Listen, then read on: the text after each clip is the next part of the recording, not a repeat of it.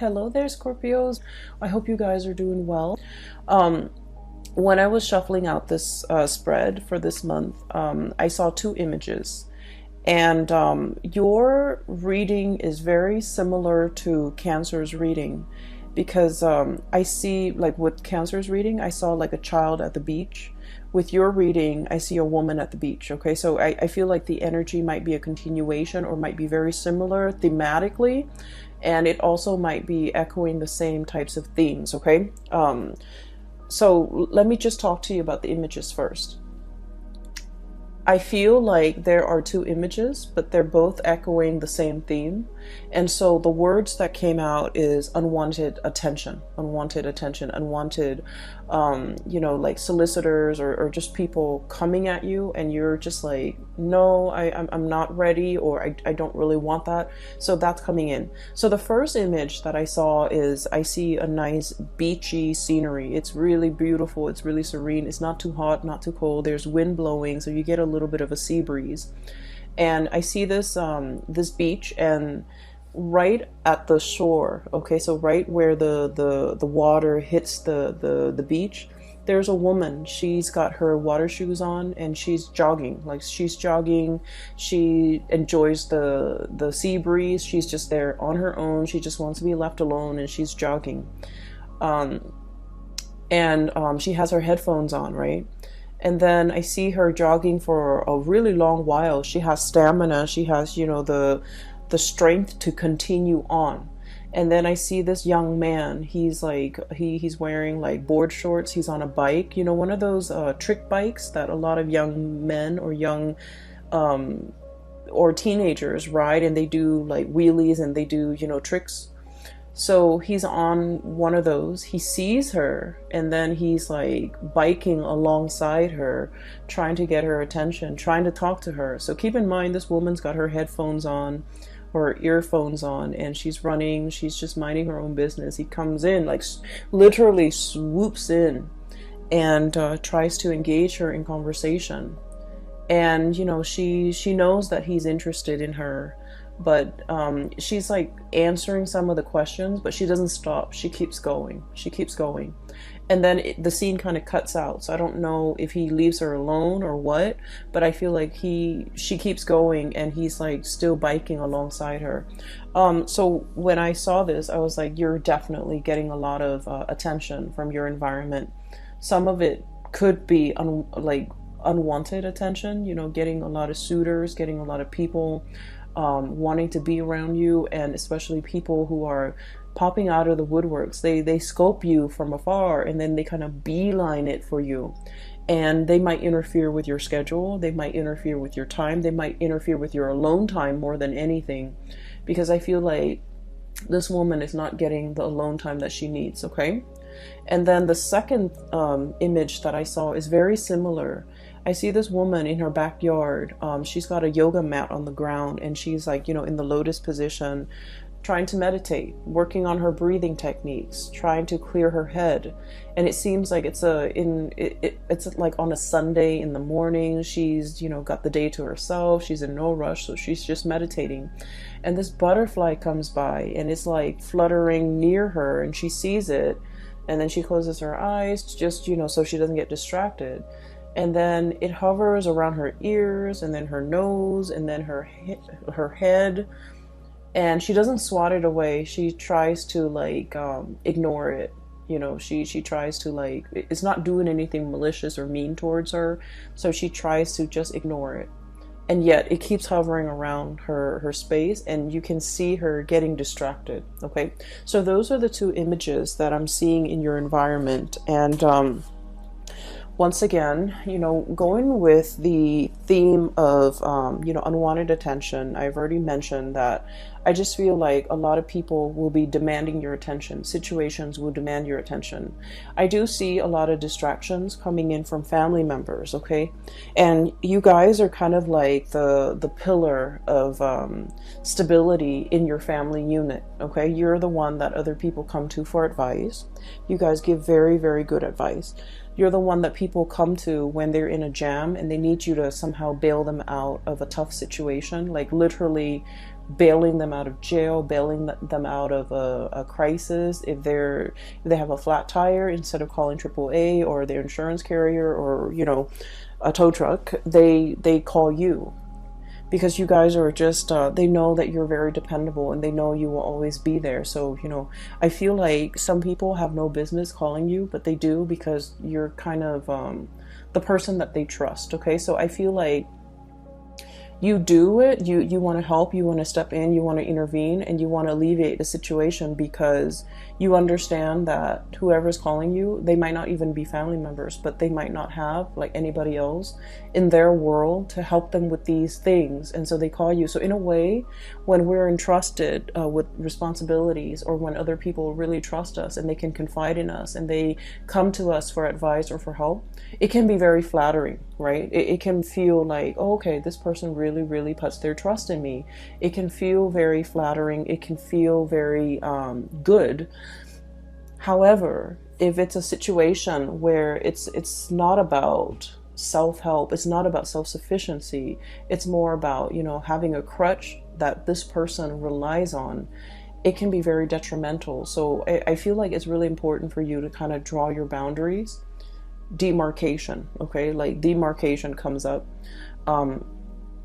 It's really important for you to focus that time on self-care, self-help, and teaching somebody how to do something versus coming to their rescue every single time. So I feel like we need to kind of look at a situation a little bit more objectively and leave our feelings out of it, and to figure out, you know, why is this person relying on me for these things, you know? Shouldn't they have somebody in their lives that they can ask for help, or shouldn't they learn to be self-sufficient? Call a tow truck, call a, you know, and not a lot of people have the resources to call a tow truck, to call like an insurance company, to call like a mechanic. Okay, not a lot of people have those luxury and just the resources. And so I feel like on an innate level, you understand that they've fallen on some hard times and they need to get back on their feet. So you try to do everything that you can to help a situation. But I feel like it's not just something as straightforward and as clear cut as like getting a flat tire and they're calling you. I feel like it's an emotional response. It's an emotional crutch. It's an emotional way of doing and pattern that they are repeating, where they can't really take care of themselves.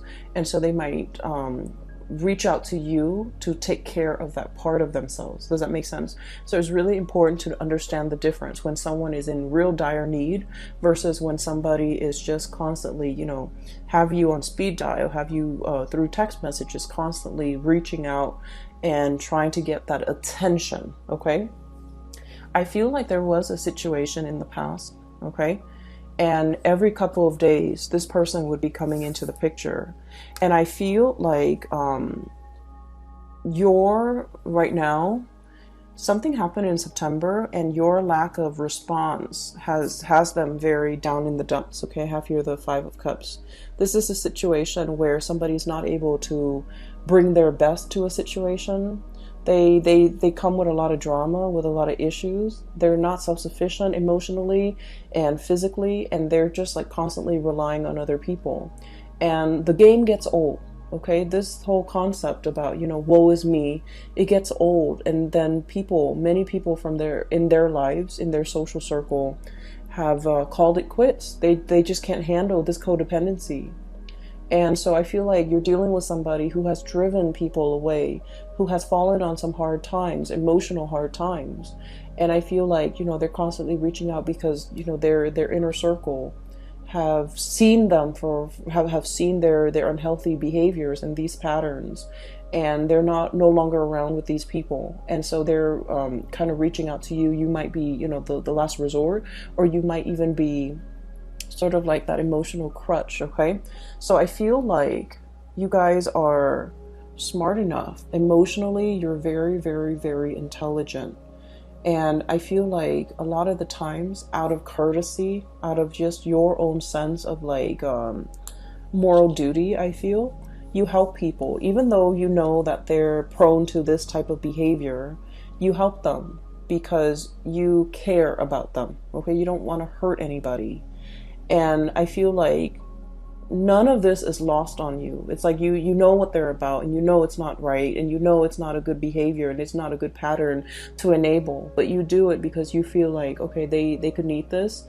They could need this favor from me, and it doesn't detract so much from me, but it will help them.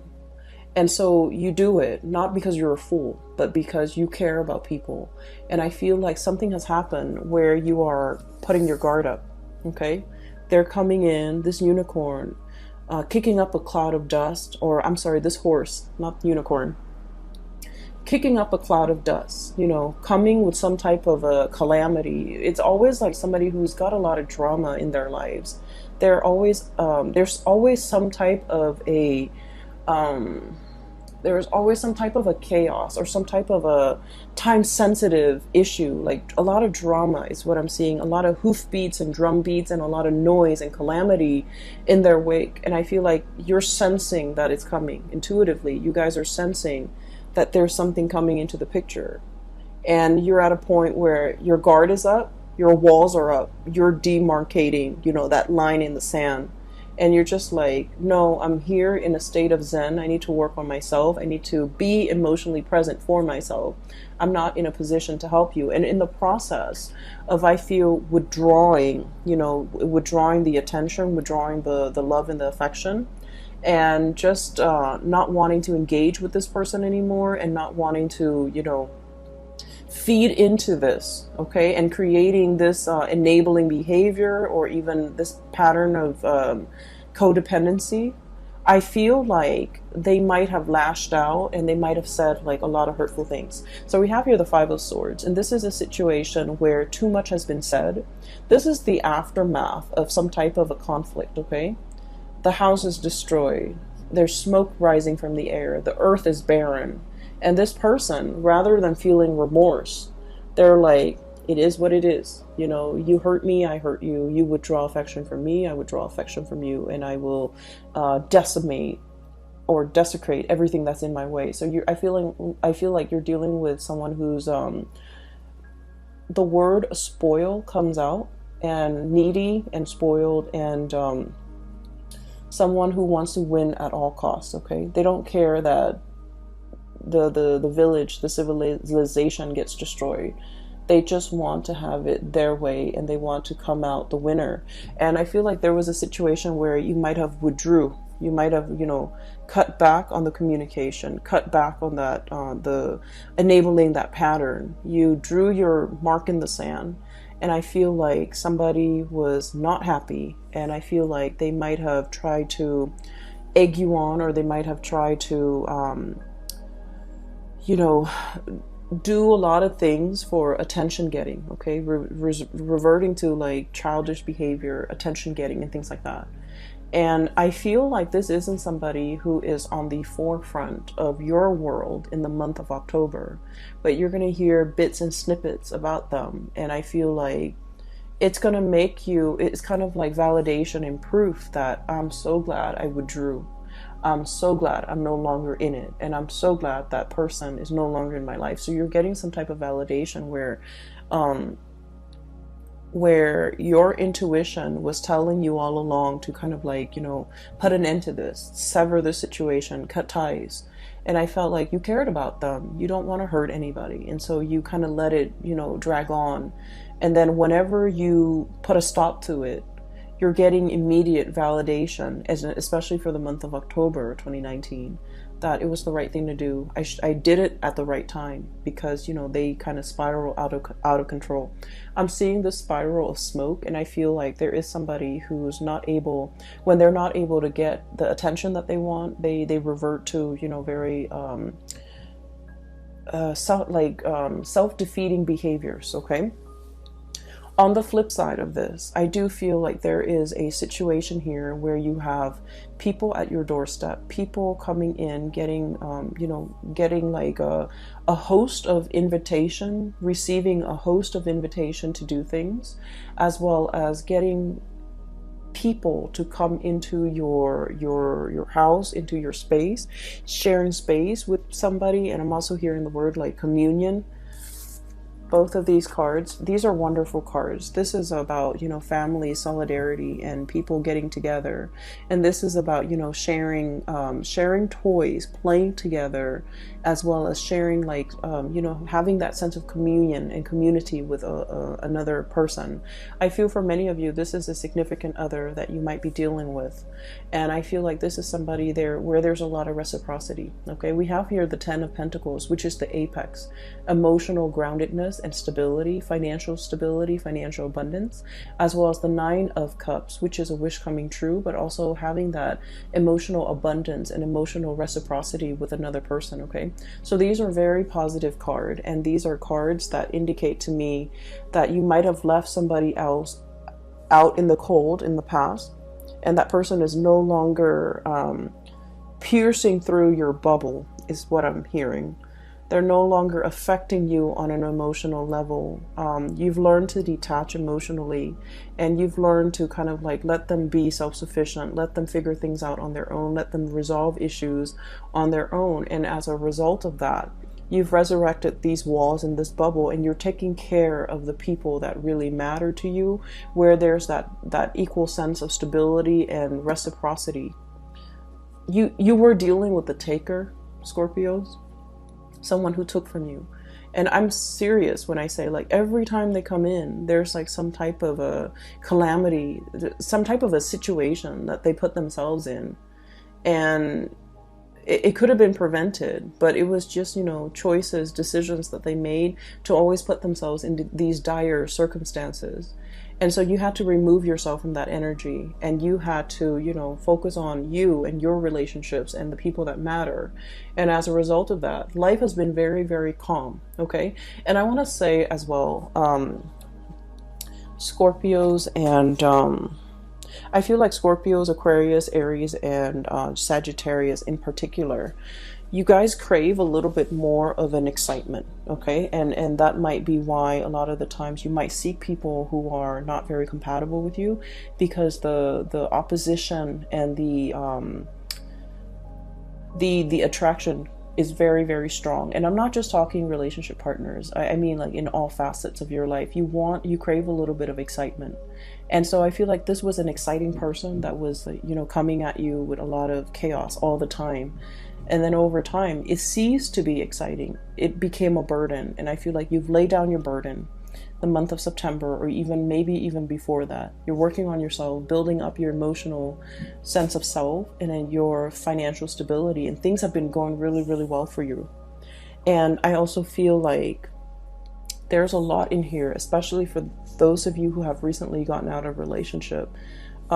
This is pretty much,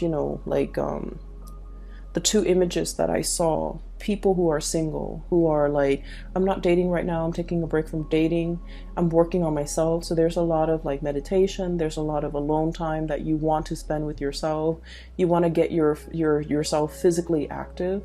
You want to get yourself like in shape. You want to take care of yourself. It's not about just, looking good. It's more about like being a whole person, healing yourself from the inside out, eating right, exercising, taking care of yourself, meditating. So taking care of yourself, mind, body, and soul. Okay, we have a recovery phase. We have this as a spiritual breakthrough, realizing areas that might be off kilter or might be off balance, and working on these things, doing a spiritual cleansing, doing a physical cleansing, and cleansing areas of your life that have been blocked. So if you feel like somebody's energy is negative, you're going to not engage with them.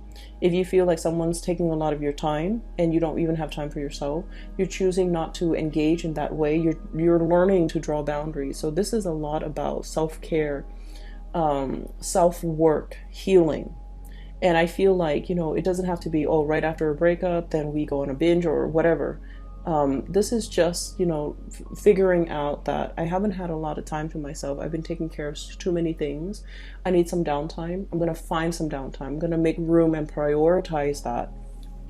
And I feel like for some of you, there might have been like I'm seeing like food allergies. I'm seeing like issues when it comes to digestions as well, because this is really prone to overeating as well. Okay, so I feel like you might be doing a cleanse. You might be doing some type of a dietary change, and you're taking it one step up at a time. Okay, so testing the waters, doing things in moderation, not doing things in excess. And I feel like this is all areas of your life.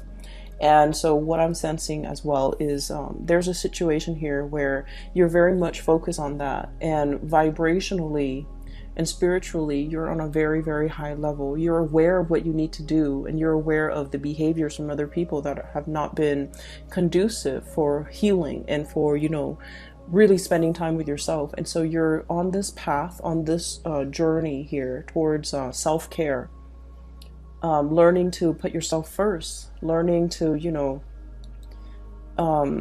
understanding, I feel that just because we love somebody, it doesn't mean we want to enable bad behaviors. Okay, it's not about calling people out on it and being mean. It's just about detaching yourself from things that are not good for you and focusing on self-care. And when we are focused solely on self-care, we are ascending. And I feel like your vibration is really high, and a lot of people energetically, they feel that, and they do cling on to you. And that's why you're going to be getting a lot of unwanted attention from suitors, from people around you, from people that want to, you know, take up your time, that want to be in your company. And I feel like they might not do it in an appropriate way. I mean, if you look at that first image, right, she's got her earphones on. She doesn't want to have a conversation. She's at the beach, she's running. And the guy just keeps pestering her. Okay, so it's like, it's very inconsiderate, and it's like clueless, not being able to, he's not able to read the social cues. She's trying to be nice, and we don't know how the scene ends, but she's trying to be nice, and he's not getting it. So I feel like you need to be a lot more expressive with your emotional needs, Scorpios, and you need to, you know, kind of let people know whether or not they are infringing upon your space, or your energy, okay, whether or not they're really taking from you. So that's like pretty much the first 6 cards, okay? What I do sense here is there's a situation, I feel like there's like an undertaking that is very, very big, okay? We have here the Temperance card, and this is a card about moderation, small steps, one foot in front of the other, and we keep walking, okay? So it's like doing something, and the Temperance card it's about holding back a little bit, doing things in a very methodical manner. And so what we're seeing is, you know, the angel pouring the water from the 2 cups, right? One cup into the other. It has to be done in a very meticulous manner, in the right time, in the right fashion, so that the water doesn't spill out. So there's something that requires a lot of calculation. It requires a lot of research. It requires a lot of thinking over, mulling over, trying to figure things out, trying to itemize, trying to like get all the moving parts all lined up into place so that everything moves at the same time. So I feel like there's a big undertaking, a big endeavor. It's linked up here with the High Priestess, and both of these are major arcana cards. And I feel like there's a situation here where you are very, very nervous. You're very trepidatious. You're very like, I wonder if it's the right time. I wonder if I should do this today or tomorrow.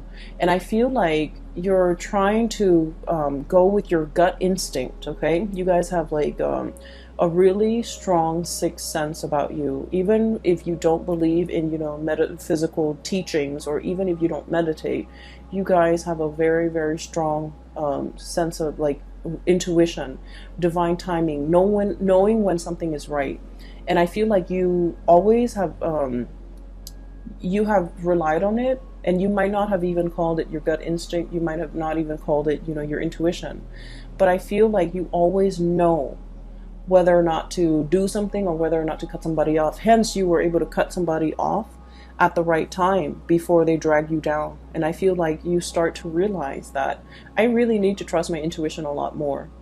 And I have a friend who is an Aries with a Scorpio rising, and she has told me that She always has like an inkling about people, about things, and every time she goes against her instinct, bad things happen. So she said that, okay? And so I feel like you live with this, okay? You have this really strong sense of knowing on a gut level, and you have never been wrong. And every time you choose not to listen to it, bad things might have happened. And so you're in this situation where there is a major, major, major undertaking. It might deal with contracts as well, because the high priestess with that Torah in her hands, it deals with like legality, it deals with contracts, it deals with learning, it deals with like some major, major event where it might even involve other people. And so you're trying to be calculated about this.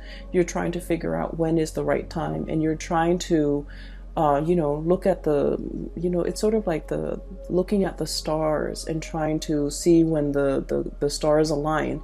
In this picture, you don't have the star, okay? All you see is the moon.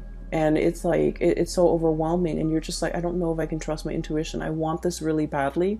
So I don't know if I'm biased. I don't know if I'm able to trust it. But I feel like the stars are calling. The stars are aligned. And this is the right time. And I feel you might have some spiritual hunches, people in the spiritual realm pushing a situation along and telling you, you can't wait on this any longer. You need to kind of push for it. The tides are coming in, and you need to just, ride with the tides. So I feel like there's a situation here you have been kind of resisting because you're not 100% sure. And I feel that it's time for you to take those small steps, see where it leads you, and then you're going to be you're going to get some type of validation that it is the right path, it is the right way. Because I see you mulling over this situation.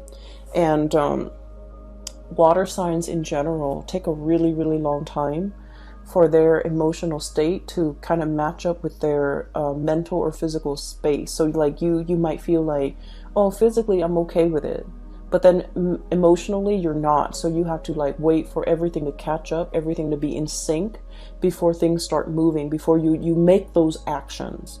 And so I feel like there was a situation you've been thinking over for the past 3 months, for the past 3 weeks, even 4 months, 4 weeks, whatever it is. And I feel like it was a weighty decision, okay? A lot of thoughts were weighing on your mind, and you needed some time to take care of all the other areas of your life before you can choose to walk down this path or choose to go forward with this endeavor. And you've been mulling it over, and I'm looking at these bugs, these insects here. It's almost like mothballs, where something is very stale and old and it hasn't been moved around and it's collecting dust, and then the moths are coming in to eat like the dust and the mites and all of that. So I feel like it's a situation that has been stalled, it hasn't been worked at or dealt with, or a resolution has not been reached. And so it just lingers, it just stagnates. And so I feel like the universe is telling you, one step at a time, make the gesture, okay? Get some air, get out of the house, start moving. Once you start moving, once you take those small steps, it doesn't have to be a giant leap. You're not jumping over a cliff. You're not jumping to the other side of the earthly divide. You're just taking small steps at a time, getting your feet wet, learning new things. And I feel that you're going to come to the resolution, or you're going to come to the realization that this is the right thing to do. It's just a matter of trusting that your intuition, I feel like your intuition is a little bit blocked off because you might be scared and you're not deferring to, the right set of advice or whatever you're getting from your intuition. And so there's a situation here. It's a huge undertaking and it needs to be done. And, one step at a time, one small step at a time. And once you start to get the ball rolling in that direction, you're going to realize that this is the right path, okay? Everything else looks really, really good. Relationship seems to me to be very strong. Healing is highly indicated here, and I don't feel like it's healing in a way where it's like somebody broke your heart and you want to heal. I don't sense that. I feel like for many of you there might have been illnesses or like rehabilitation and you're recovering from that, okay? And then I'm also feeling like a huge undertaking that you have been hesitant about, and now is the right time for you to keep things moving. Okay, I do hope the reading is helpful for you guys, and it is really nice to reconnect with you guys. For those who have been emailing me, I don't do private readings anymore. I do have a link in the description box for a psychic. She's based out of California. Her name is Bridget. She's phenomenal. If you want a reading, you can click on the link and book a reading directly through her. Okay, I will be back next month. I hope you guys enjoy your October 2019, and I'll see you soon. Bye bye.